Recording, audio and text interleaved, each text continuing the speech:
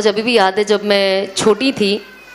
मैं ये चीज़ को प्रमोट नहीं करती हूँ, बट ये बहुत गलत चीज़ मैं करती थी जो बिल्कुल मना है करने के लिए, बट मेरे से एक बार हुआ है। तो इससे जुड़ के एक दूसरी चीज़ है जो मुझे आपको बताना है, इसके लिए मैं ये वाकया बता रही हूँ। तो जब पहले मेरी नानी का इंतकाल हुआ था, उसके बाद मेरे नाना का इंतकाल हुआ। अब जब मेरे नाना का इंतकाल हुआ तो अब मेरे घर में कोई मर्द था नहीं, फिर मेरे एक कज़न थे, तो हम सब अनफॉर्चुनेटली, मैं और मेरी मम्मी भी कब्रिस्तान गए और वहाँ पे सूरा यासीन पढ़ना शुरू किया। अब सबने पढ़ लिया, अब मैं पढ़ी रही हूँ, सब खड़े हैं ऐसे कि मैं कब ख़त्म करूँगी। मैं इतनी ऐसी मेरी स्पीड थी। तो मेरी नानी की कब्र पे पहली पढ़ी गई।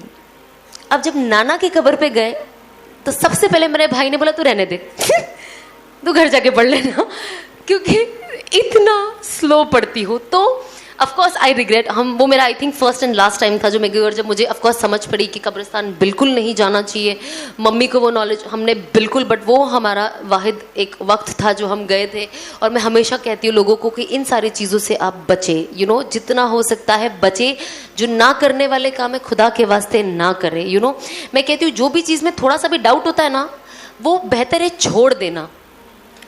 इससे कोई कहता है ना डाउट है, हो भी सकता है नहीं भी हो सकता, तो मत करो, छोड़ दो, वो ज़्यादा बेहतर है। तो तब मुझे ऐसा लगा यार मैं कितना स्लो पढ़ती हूँ कि इन लोगों ने मुझे पढ़ने ही नहीं दिया। बेचारे मुझे मेरे नाना नानी से बहुत हद से ज़्यादा मोहब्बत थी और है। मतलब मैं रोज़ उन्हें याद करती हूँ, मैंने कभी नहीं भूल पाती हूँ। और हर वक्त जब भी मैं देखती हूँ मुझे लगता है अल्लाह मैं मेरे नाना नानी की मगफिरत कर दे, क्योंकि मैं इतनी छोटी थी, मुझे लगा मैं उतना मेरी नाना नानी के लिए कर नहीं पाई जो मुझे करना था। और जब खिदमत और इन सारी चीज़ों का मतलब समझ में आया ना, तब तक बहुत लेट हो चुका था। वो चले गए थे और उन्होंने पूरा बचपन मुझे पाला। मेरी नानी बेचारी, मैं स्कूल जाती थी, मेरी मुर्गी संभालती थी। अब आप समझो एक बुजुर्ग इंसान जो 60-70 साल के ऊपर हो गया, वो बेचारा चल नहीं पा रहा, मेरे चूज़ों के पीछे भाग रहा है कि यार मेरी नवासी आएगी, उसको मुर्गी का बच्चा नहीं मिलेगा तो वो रोने लग जाएगी। उसे कौवों से बचाती थी, डंडा लेके घूमती थी कि कौवा आएगा तो उसको मार के भगाऊंगी कि क्योंकि मुझे मुर्गी पालने का बचपन में बहुत शौक था। बेचारी का अगर पैर भी टूट जाता था तो मैं उसको हल्दी लगाती थी, लेप लगाती थी, फलाना करती थी, बहुत सारे ढोंग करती थी।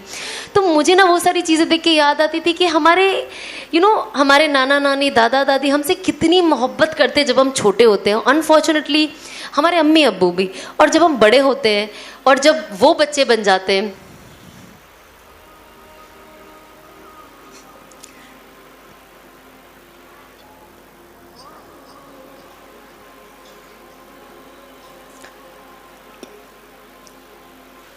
तो हमें उन्हें समझना कितना मुश्किल हो जाता है।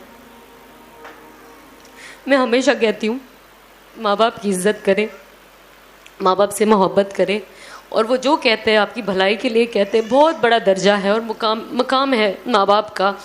कहते हैं ना जन्नत का रास्ता सिर्फ वही है। और शायद बहुत हर बार हम लोगों को ना, अब मतलब अभी तो मेरी आगे वाली नस्ल आई नहीं है, बट जब आप खुद माँ बनते हो ना, मैंने देखा ये लोगों में, तब वो समझ पाते हैं कि माँ बाप कितनी सैक्रिफाइसेस देते हैं, तब जाके वो माँ बाप बन पाते हैं। और बच्चे को संभालना और उसके पीछे 24 घंटे लगे रहना आसान काम नहीं है। तो कोशिश करें कि आप, अगर आपके माँ बाप हयात है तो आप जितना हो सके उनके लिए करें, जितना हो सके। और बिल्कुल भी किसी भी चीज़ के लिए चिड़चिड़े ना हो। ये होता है हम यंग है ना, हम बहुत फास्ट हो गए, हमको लगता है फास्ट चलो ना, बाहर चल रहे हो तो इतना स्लो क्यों चलते हैं। माँ बाप बूढ़े हो जाते तो हमें उन्हें रेस्टोरेंट में लेके जाने शर्म आता है कि यार सही से खा नहीं सकते, स्लो खाते हैं, फास्ट नहीं चलते। तो जब मेरी मम्मी को ब्रेन हैमरेज हुआ था ना, आई डोंट नो कितने लोगों ने इंस्टाग्राम पे मेरी मम्मी को देखा है। मेरी मम्मी अपनी दोनों आंखें खोल नहीं पाती है खुद से, तो उनको मुझे सेलो टेप लगा के रखना पड़ता है ताकि वो हम सबको देख सके और चीज़ें कर सके। तो जब मम्मी को ये हुआ ना, मैं उनको हर जगह लेके जाती थी अपने साथ घूमने। वो बहुत स्लो खाते थे। मुझे अभी भी याद है जब उनको ब्रेन हैमरेज हुआ था ना, तो वो कोमा में थे उनको पैरालाइज हो गया था कुछ वक्त, और फिर उनको वेंटिलेटर पे रखा गया था। अब कुछ वक्त के बाद वो कहते हैं ना, यहाँ से पाइप रखते तो मुंह टेढ़ा हो जाता है, तो उन्होंने उनके यहाँ पे खड्डा किया। मुझे अभी भी याद है, 6 महीना मेरी मम्मी कुछ नहीं बोल पाई और वो नाक से खाना खाती थी। और फिर जब वेंटिलेटर निकला ना, मेरी मम्मी ना एक छोटा बेबी हो गई।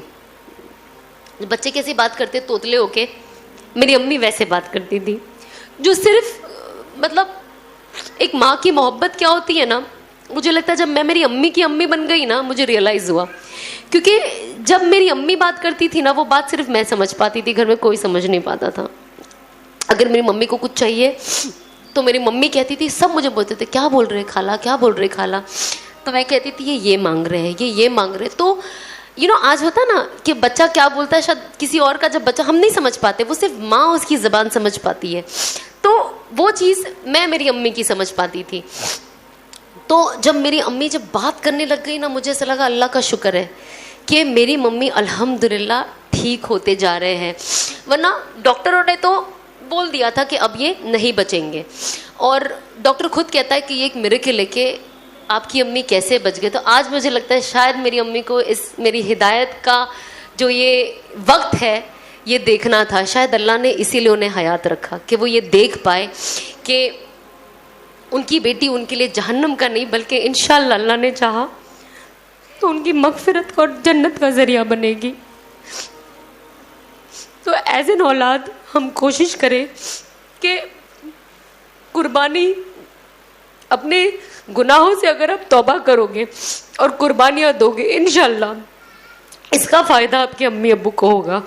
दुनिया में हम अपने माँ बाप को कितना भी आई लव यू बोल ले, कितनी भी पप्पियाँ ले ले, मैं मेरी माँ को कितने भी महंगे से महंगा कपड़ा दिला दूँ, महंगे सोना दिला दूँ, जो भी दुनिया की चीज़ें दिला दूँ, लेकिन अगर मैंने उनकी आखिरत ख़राब कर दी तो कहते हैं ना ऐसी औलाद का क्या फ़ायदा। इसीलिए हम कहते हैं ना अल्लाह से नेक साले औलाद मांगो कि वो आपकी मगफिरत का ज़रिया बने, ना कि आपकी जहन्नम का ज़रिया बने। कि क़यामत के दिन उनसे ये पूछा जाए कि आपने इनकी परवरिश क्यों नहीं की सही तरीके से। तो मैं चाहूँगी कि क़यामत के दिन अल्लाह उनसे कहे ना कि शाबाश आपने इतनी अच्छी बेटी की परवरिश की है कि आज ये खुद भी जन्नत जाएगी, आपको भी लेके जाएगी और शायद और कुछ लोगों को साथ लेकर चले जाए। जिस तरीके से उसने दावत का काम किया है। तो जब मैं दावत का असल मकसद जानी ना, तो मैंने कहा यार ये ऐसा काम है जो दुनिया में भी फ़ायदा देगा और आखिरत में भी। तो मैंने कहा बस अब यही काम है जो करना है। कल भी मेरे मैंने बयान किया पर मैं बातें बोल नहीं पाई। कल मेरा यौम विलादत का दिन था और जैसे असफी आपा ने और उनके हस्बैंड ने ये अरेंज किया 2 दिन पहले, तो अनस मेरे सामने बैठ रहे थे। उन्होंने बोला 21 अगस्त को कर रहे थे। मैंने अनस को बोला कुछ मत बोलना। वो बोलने जा रहे थे कि मेरा बर्थडे है एंड ऑल दैट। मैं सेलिब्रेट नहीं करती हूँ ऑफ कोर्स। तो वो बोलने जा रहे थे, मैंने कहा मत बोले। एंड आप यकीन नहीं मानेंगे 20 की रात को जब 12 बजे और मैं नमाज के लिए बैठी, मैं इतना रोई और कहते हैं ना जब अल्लाह किसे माफ़ करना चाहता है ना, तो वो उससे ऐसे इम्तिहान लेता है कि अगर अल्लाह आपके लिए एक ऊंचा मकाम चाहता है, लेकिन आपके अगर अमाल वैसे नहीं है ना, तो अल्लाह आपसे कुछ ऐसे काम करा लेगा। क्योंकि अल्लाह को पता है कि ये बंदी इतना अमाल नहीं कर पाएगी कि मैं इसे जन्नतुल फिरदौस भेजूँ। तो मैं क्या करूँ, इसे हालातों में डालूँ और कुछ ऐसे अननोन काम ले लूँ जिससे इसका मर्तबा ऊँचा हो जाए। तो उस वक्त मैंने सोची कि मैंने अपनी ज़िंदगी का कितना साल इसी दिन गाना बजाया, डांस किया, अस्तगफिरुल्लाह कैसे कैसे कपड़े पहने, उसमें लोगों को शामिल किया, मेरे घर वालों को नचाया। अल्लाह उनकी भी मगफिरत करे। जो मैंने किया, एटलीस्ट मैं तो हमेशा माफ़ी मांगती हूँ कि मेरे ज़रिए जिसने भी गुनाह किया अल्लाह उन्हें माफ़ कर दे, मेरे घर वालों को भी, क्योंकि ज़रिया मैं थी। तो उस वक्त मुझे ऐसा था कि यार इस दिन मैंने कितना साल गलत किया, कितना साल, मेरी आधी ज़िंदगी ख़त्म हो गई है। मैं 34 इयर्स की हूँ और मैंने इतना साल इसी दिन क्या क्या नहीं किया, जिसने अल्लाह को कैसे नाराज़ किया होगा, कैसे नाराज़ किया होगा। अल्लाह और उसके फरिश्ते मुझ पे लानत भेजते होंगे इसी दिन कि मेरे पैदा होने के दिन पे मैं क्या कर रही हूँ। और अल्लाह ने देखो ना कैसा गैप का काम किया कि बस हमने तय किया अहमदाबाद आएंगे और हम कुछ बातें करेंगे, एक्सपीरियंस शेयर करेंगे। अल्लाह ने कैसा दिन चुना, 21 अगस्त, वही बर्थडे का दिन, और अल्लाह ने उसी दिन मेरे से कैसा काम लिया। तो कभी कभी जब इंसान चीज़ों को खुल के समझता है ना, तो वो समझता है कि अल्लाह कुछ भी कर सकता है, कोई मुश्किल नहीं है, कोई मुश्किल। और अल्लाह आपको इस दुनिया में ही दिखाएगा कि मैं आपको कबूल करता हूँ, बट आप इसे पकड़ के रखना। ऐसा नहीं है कि आज कुछ चीज़ें मुझे दिख रही है कि मेरी कबूलियत हो रही है तो अब बस मैं एकदम कहते हैं ना सीना तान के आ जाओ कि बस अब मैं तो जन्नत ही जाने वाली हूँ। ना ना ना, ये तो आँख बंद होने के बाद ही पता चलेगा। बट जब अल्लाह, हर इंसान कहता है ना, अगर आपने एग्जाम दिया है, आप कुछ अच्छी चीज़ें कर रहे हो, अगर मैं आपको बोला माशाल्लाह आपने बहुत अच्छा किया, मुझे एक इंसान को अप्रिसिएशन पसंद है, मोटिवेशन पसंद है, तो अल्लाह हर इंसान को मोटिवेट करता है। आई एम श्योर आपने भी ऐसे बहुत एग्जाम्पल्स देखे होंगे, नोटिस किया होगा कि ये करने से अल्लाह ने मेरे लिए ये कर दिया, वो करने से अल्लाह ने मेरे लिए ये कर दिया। तो बस हमें ना वो नोटिस करने की ज़रूरत है। तो जब मैं ये चीज़ें देखती हूँ ना कि अल्लाह ने कितनी आसानी कर दी, जब जो 18-20 साल दिन रात नाचना गाना घूमना आसान बात नहीं है छोड़ना, और ऐसे छोड़ना कि पलट के देखना ही नहीं। कभी कभी जब मैं और अनस बात करते तो हम ऐसी बात करते कि अल्लाह ने कैसे निकाला जैसे आटे में से बाल, उतने आसानी से निकाल दिया मुझे उसमें से। मुझे अल्हम्दुलिल्लाह आज कोई चीज़ की याद नहीं आती है। मुझे कभी कभी यही पूछते हैं किसी और की बात सुन के, बोले यार तुमको कोई चीज़, मैंने कहा बिल्कुल, मैंने कहा आप यकीन नहीं मानोगे मुझे याद ही नहीं आती है।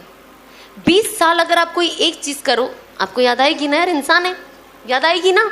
ऐसा नहीं कि आपको वो करना है, लेकिन एक इंसान सोचता है ना, अरे यार अभी मैं हिजाब नहीं पहनी होती, अभी मैं मालदीव्स गई हूँ, कितना आराम से बाल खोल के ऐसे हवा में लहरा रही होती मैं, सोचता है ना। इसका ये मतलब नहीं है कि अरे मुझे हिजाब नहीं पहनना, पर एक वो सोच आती है, वो पॉजिटिव भी आ सकती है नेगेटिव भी। मैं पॉजिटिव की बात करती हूँ, लेकिन आपको लगता है नहीं यार, बल्कि मुझे तो लगा इमेजिन मैं एक ऐसी जगह गई हूँ जहाँ पे जब मैं लोगों की तस्वीरें देखती हूँ, बहुत मेरी मुसलमान बहनों को ये लगता है जब वो फोटो देखते कि भैया हम मालदीव्स जा ही नहीं सकते, जाएंगे तो ऐसे ही रहना है।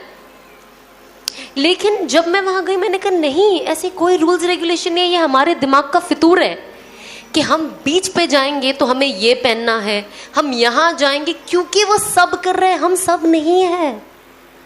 अल्लाह ने हमें ईमान क्यों दिया है? ताकि हम सब ना रहे, हम दिखाई दे लोगों की कि ये ईमान वाले हैं, ये अल्लाह को, अल्लाह के हुक्मों को फॉलो करने वाले हैं, ये रसूल अल्लाह सल्लल्लाहु अलैहि वसल्लम की सुन्नतों को पकड़ के रखने वाले हैं, ये आम इंसान नहीं है। हमें अल्लाह का कितना सबसे पहले शुक्र करना चाहिए कि हमें ईमान वाले घर में पैदा किया। आप सोचिए अगर हम ईमान वाले घर में नहीं होते तो हमारा क्या बनता। एक अलग जगह रहना और अल्लाह के बारे में जानना और सारे नबियों के बारे में जानना, रसूल अल्लाह सल्लल्लाहु अलैहि वसल्लम के बारे में जानना मुश्किल है ना। वो कनेक्शन होना अचानक से मुश्किल हो जाता है ना। बचपन से जो चीज़ चलती तो आपके दिल में एक लगी रहती है कि हाँ मेरा एक कनेक्शन है, तो ये बहुत मुश्किल चीज़ होती है। तो मैं हमेशा ये कहती हूँ कि हमें सबसे पहले अल्लाह का, अगर हम 2 रकात शुक्राना पढ़ते तो हम अल्लाह का पहले शुक्र करें कि अल्लाह आपने हमें एक ईमान वाले घर में पैदा हुआ।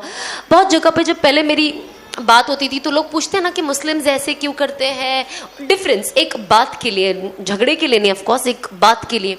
तो मुझे ना एक मेरे दोस्त ने जो गैर ईमान वाला था, उसने मुझे कहा कि सना तुम ना इस्लाम के बारे में ऐसा इसके लिए बात करती हो बिकॉज तुम मुस्लिम हो, तो तुम्हारी फीलिंग्स अलग है।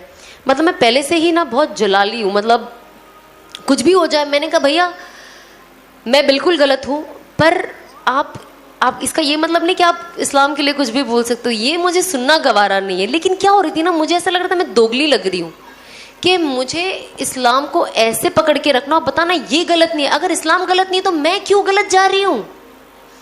अगर जब हम बोलते हैं ना, अगर हमसे कोई गलती होती है तो हमारे माँ बाप को दोष ना दे। कहते हैं ना घर में माँ बाप ने कुछ नहीं सिखाया, यार गलती हुई तो हमसे दो, पर कैसे नहीं दे माँ बाप को दोष।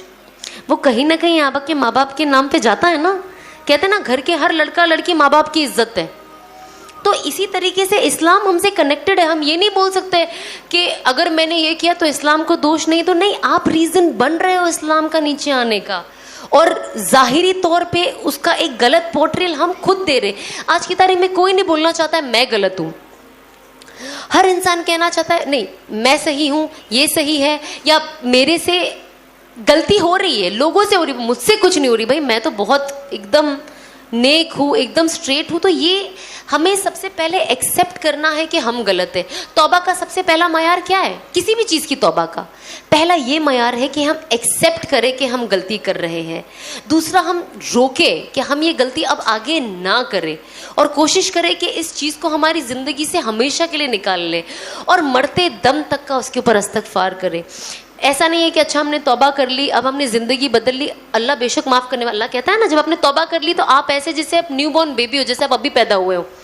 लेकिन मैं अपने तरफ से ये कहूँगी, तो भी आप मरते दम तक उस चीज़ पे इस्तग़फ़ार करते रहिए कि अल्लाह मैंने ऐसा किया, मैं इसके ऊपर शर्मिंदा हूँ। मैं आज भी अल्लाह को कहती हूँ कि अल्लाह आपने मेरी बेशक तौबा कबूल की। जो मैं पढ़ती हूँ मैं यकीन रखती हूँ ना कि अल्लाह बेशक जो कहा है अल्लाह वो तो करेगा ही, तो अल्लाह मुझे माफ़ करेगा ही। लेकिन तो भी मुझे अल्लाह से मांगना है कि अल्लाह मुझे जो भी मैंने गुनाह किया है मुझे माफ़ कर दे।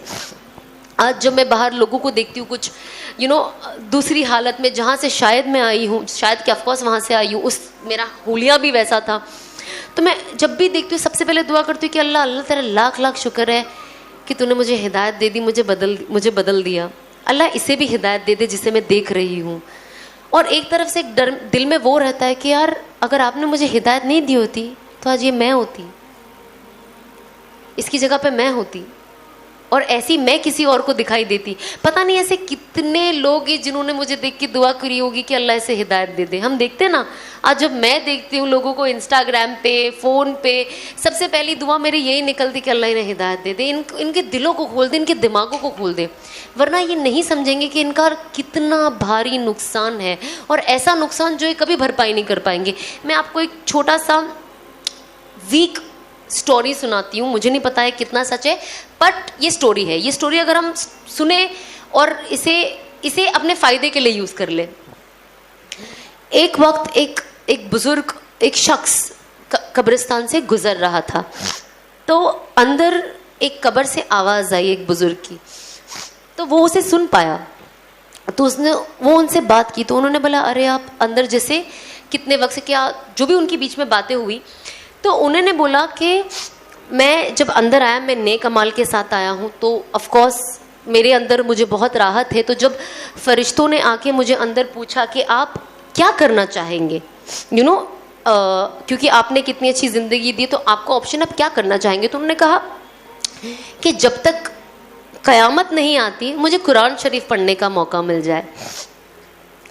तो उन्होंने वो लड़के को कहा कि मैं जब से अंदर हूँ, जब से मेरी मौत हुई है और अब तक मैंने 70,000 कुरान शरीफ मुकम्मल कर लिया है पढ़कर।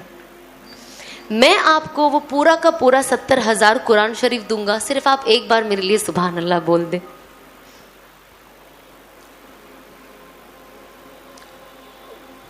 इसका मोरल ऑफ द स्टोरी ये है कि एक जिंदा इंसान का एक सुभान अल्लाह जो अपने एंड तक पहुंच चुका है, उसके 70,000 कुरान शरीफ के ऊपर, आप समझ रहे हो हम पढ़ सकते हैं 70,000 कुरान शरीफ? आई डोंट थिंक सो, बहुत मुश्किल है। इमेजिन। तो इससे हमें ये सबक मिलता है कि हम एक सुभान अल्लाह, एक अल्हम्दुलिल्लाह, इसको फॉर ग्रांटेड ना लें। हर चीज़ में सुभान अल्लाह बोले, हर चीज़ में अल्हम्दुलिल्लाह बोले, हर चीज़ में इस्तग़फ़ार करें।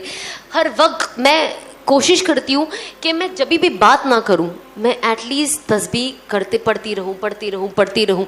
खुदा ना खास्ता मेरी मौत आ जाए, हम तो कोशिश ही करते कि ला इलाहा इल्लल्लाह मुहम्मदुर रसूलुल्लाह सल्लल्लाहु अलैहि वसल्लम पे मौत आए। खुदा ना खास्ता ये ना हो तो एटलीस्ट मेरा जिक्र तो चल रहा है, कुछ तो चल रहा है। जब मेरे लब पे जिक्र ही नहीं होगा तो मौत कलमे पे कैसे आएगी? सिर्फ मैं 5 वक्त की नमाज पढ़ूंगी, वजीफे पढ़ूंगी, बाकी पूरा वक्त फिजूल की गपशप में मैं वेस्ट करूंगी, तो मैं मरूंगी तो मैं कलमा कैसे आएगा मेरी जुबान पे? तो ये बहुत एक आई डोंट नो, आपने स्टोरी सुनी है कि नहीं? एक राजा था, उसके पास एक पोपट था। किसी ने सुना है ये स्टोरी? आपने सुना? किसी और ने सुना है? नो? कुछ लोगों ने शायद सुना होगा, आपने सुना है। तो वो पोपट ऐसा था ना, वो जो बोले वो बोलता था, जो बोले वो बोलता था। तो क्योंकि पोपट अच्छा बोलता था तो राजा ने उन्हें बोला ला इलाहा इल्लल्लाह मुहम्मदुर रसूलुल्लाह बोलो, ला इलाहा इल्लल्लाह। पोपट क्योंकि बोलता था ला इलाहा इल्लल्लाह मुहम्मदुर रसूलुल्लाह बोलता था, ला इलाहा इल्लल्लाह मुहम्मदुर हर वक्त बोले। और वो पोपट एक इंसानों की तरह बात करता था, कोई आए तो उसे ग्रीट करना, तो सिखाया। एक दिन पोपट की मौत हो गई। राजा बहुत रोया, बहुत पालतू पोपट था, बहुत मोहब्बत थी उससे। तो लोगों ने बोला राजा आप क्यों रो रहे हो? इसलिए रो रहे हो क्योंकि आपका पोपट मर गया? तो उन्होंने कहा नहीं, बोले दिन रात पोपट ला इलाहा इल्लल्लाह मुहम्मदुर रसूलुल्लाह बोलता था, पर जब मरा तो उसने कलमा नहीं पढ़ा। जो इंसान पूरा दिन एक ही चीज बोल रहा है, मतलब वो सिर्फ रट्टा मारता था, वो दिल से नहीं पढ़ा। अब वो चीज देख के राजा को क्या एग्जाम्पल मिला कि मुझे नहीं पता मैं जो बोल रहा हूँ ला इलाहा इल्लल्लाह मुहम्मदुर रसूलुल्लाह, मैं दिल से बोल रहा हूँ कि नहीं। क्योंकि अगर मेरा पोपट दिन भर यही बोलता था लेकिन उसकी मौत कलमे पे नहीं हुई, तो जब मैं मरूंगा तो क्या मैं कलमा बोल पाऊंगा? तो ये जो छोटी छोटी स्टोरीज हम सुनते हैं, हमें पता चलता है कि इसीलिए चीज़ें दिल से करो। जब हम दिल से और यकीन से करते हैं ना, तो अल्लाह वो चीज़ हमारे अंदर डाल देता है। तो जब मैं ये छोटी छोटी स्टोरी सुनती हूँ ना, मुझे नहीं जानना है कि ये कितनी स्ट्रॉन्ग है, कौन से बुक में। भैया इससे मुझे फ़ायदा क्या होता है? मेरा फ़ायदा ये कि मैं इसे दिल से सुनूं और इस पर अमल करूं। हमें हर चीज़ से क्या करना है, अपना फ़ायदा लेना है, ना कि बहस करना है। ऑफ कोर्स कुछ चीज़ें जानना, पढ़ना, समझना बहुत ज़रूरी है। ऐसा नहीं कि हम अंधाधुंध जो बोल रहे हैं बस वो करते जा रहे, बेशक आप समझें, बट उसके अलावा कभी कभी होता है ना कि अल्लाह के बारे में ही बोलना है ना, अल्लाह का ही कलमा पढ़ना है, कुरान की आयत पढ़नी है, क्या होगा उससे? फ़ायदा ही होगा ना। किसको नुकसान हुआ है दुनिया में कुरान की एक आयत पढ़ के? किसी को नहीं। कुछ लोग कहते हैं ना अच्छा असर के बाद ये पढ़ना है, इसका आप रेफरेंस नंबर दीजिए। मैं डालती हूँ ना इंस्टाग्राम पे, इसका रेफरेंस नंबर दीजिए। उनका भाई मत पढ़ दूँ मन में ऐसे होता है। तो हर आप एक इंसान, सबसे वीक से वीक इंसान सोचे यार, जो भी होता है कुरान शरीफ है ना, फ़ायदा ही देगा। कुरान ने किसको दुनिया में नुकसान दिया है? सिवाय फ़ायदा के कुछ नहीं दिया है।